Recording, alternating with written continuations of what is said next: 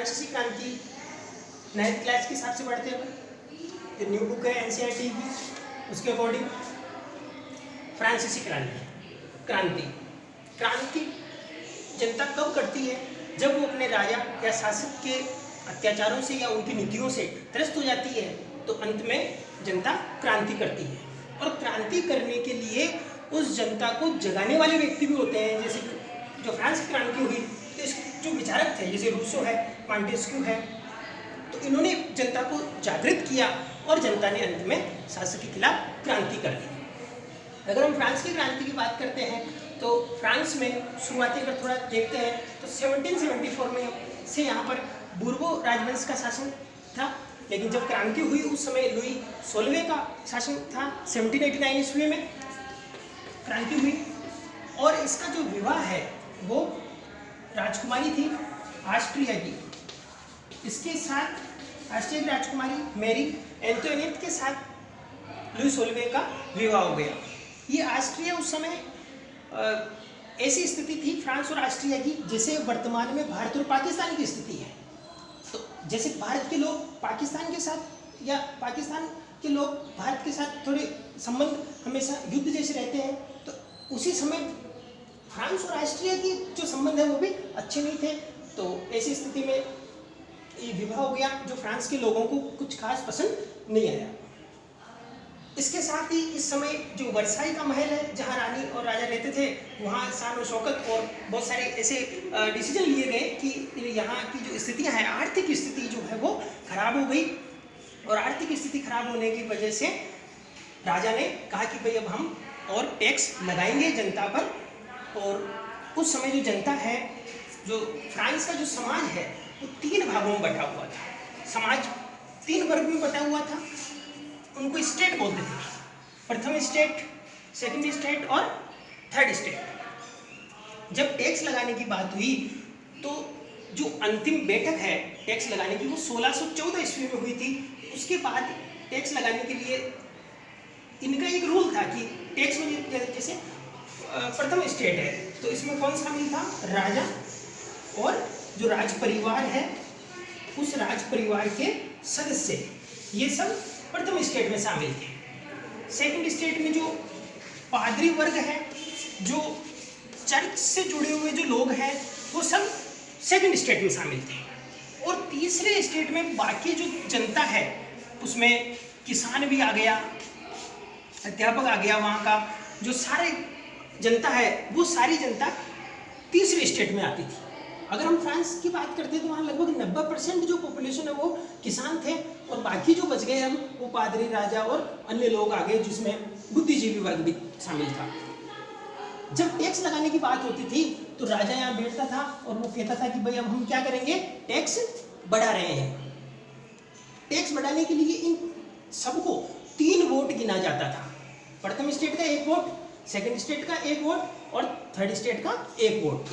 इसमें लगभग 300 लोगों को, जैसे 300 लोग लगभग राज परिवार के इकट्ठे हो गए, पादरी और चर्च के 300 लोग हो गए और 600 लोग लगभग किसान और तृतीय स्टेट के शामिल हो गए। लेकिन वोट इनका एक ही गिना जाता था। अब राजा कहेगा कि भाई हम टैक्स बढ़ा रहे हैं, तो टैक्स बढ़ाने के लिए ये दोनों क्या करते थे, हाथ ऊपर कर देते थे, अपना आप समर्थन देते थे राजा को कि हाँ भाई टैक्स बढ़ा दीजिए। ये अपना हाथ हमेशा नीचे रखता था कि टैक्स नहीं बढ़ना है।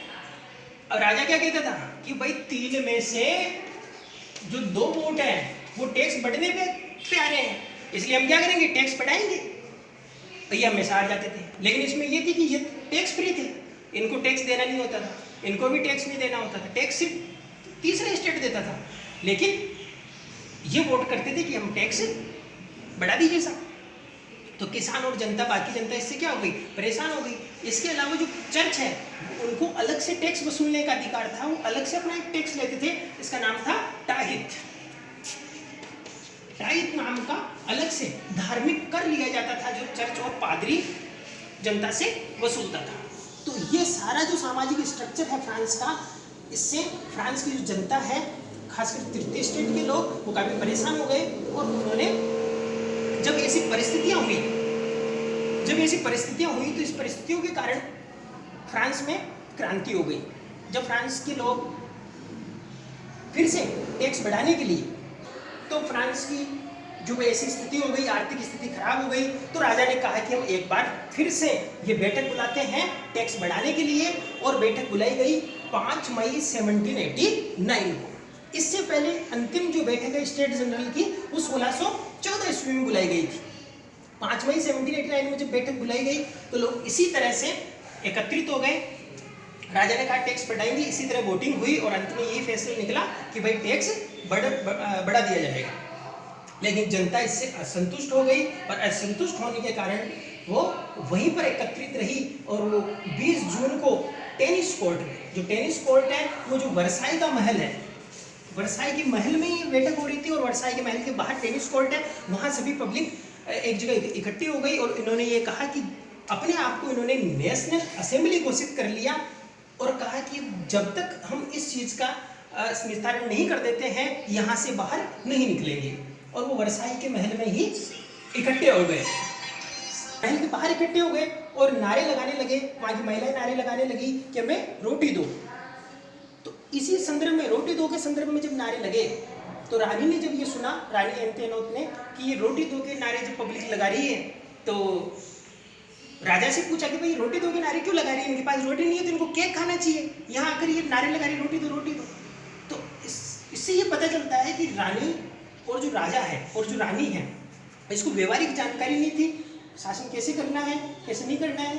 तो जनता इससे पहले से ही नाराज थी और ये टेनिस कोर्ट में जब इन्होंने नेशनल असेंबली घोषित कर दी तो इस क्रांति का जो नेतृत्व है 2 लोगों ने किया, मेरापियो और आबे नाम के व्यक्ति ने इस क्रांति का नेतृत्व किया। और बाद में 14 जुलाई को बास्तिल का जो दुर्ग है उसका पतन हो गया, नेस्त नाबूद कर दिया जनता ने और क्रांति यहाँ से शुरू हो गई। 14 जुलाई के बाद में